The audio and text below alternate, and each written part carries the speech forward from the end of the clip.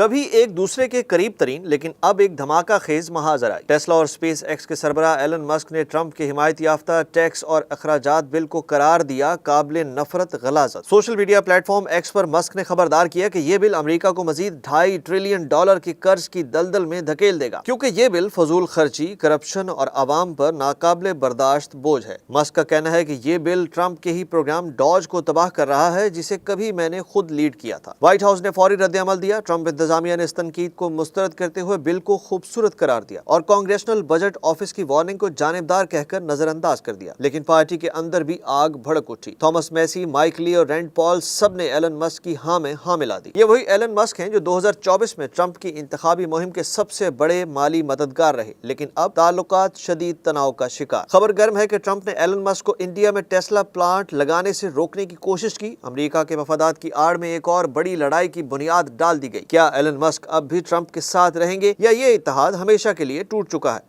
آنے والے دن مزید فیصلہ کن ہوں گے۔